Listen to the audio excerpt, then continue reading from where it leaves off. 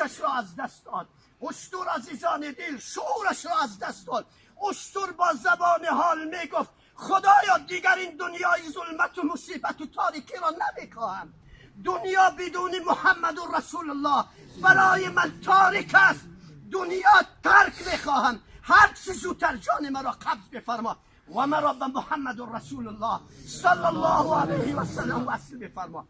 اشتر قسوا این دنیا را طلاق گفت. خدا فورا جانش را گرفت.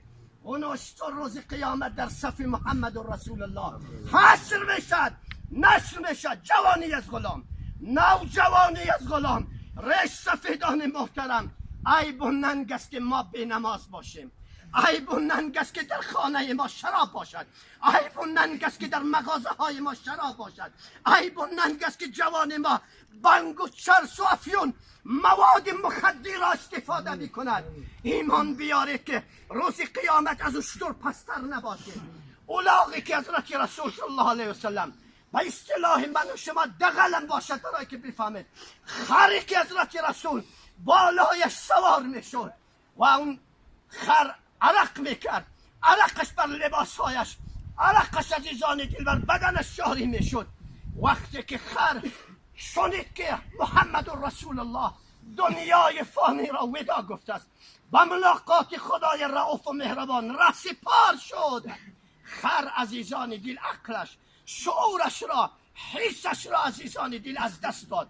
گفت خدایا از این دنیای ظلمت و مصیبت و تاریکی هر چی زودتر مرا به دنیای محمد و رسول الله صلی الله علیه و سلم وصل بفرما. دنیا را بدون محمد نمیخواهم. دنیا بدون محمد برای من تاریک است.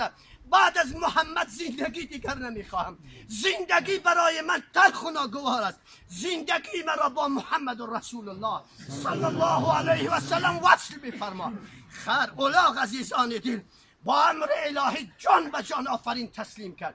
روز قیامت این اولاغ در صف محمد و رسول الله حشر میشد، نشر میشد.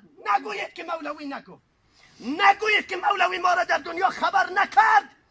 خودتون میگویید که مطابق آیه یا لیتنی کنت ترابا، خدایا کاش که ما را حیوان می آفریدی، خدایا کاش که ما را مار می آفریدی، کاش که ما را اشتر و اولاغ خلق می کردی.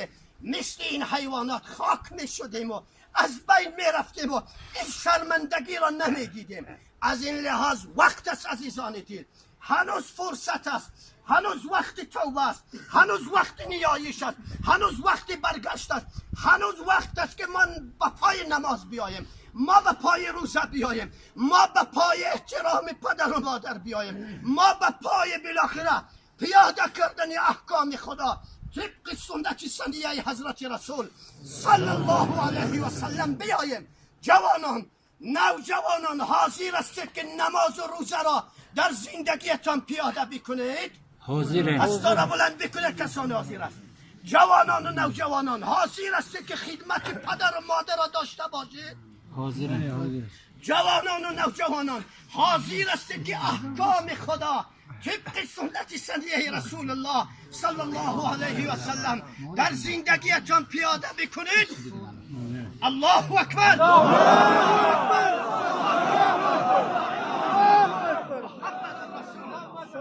مسلمان زنده باشید. از ذکر الله، از سبحان الله، الحمدلله، لا اله الا الله، الله اکبر، سبحان الله نترسید. از الله بترسید عزیزان دل. ملاک ترس فقط او هست. دو چشم زیبا کی داد؟ الله. دو گوش شنوا کی داد؟ الله. زبان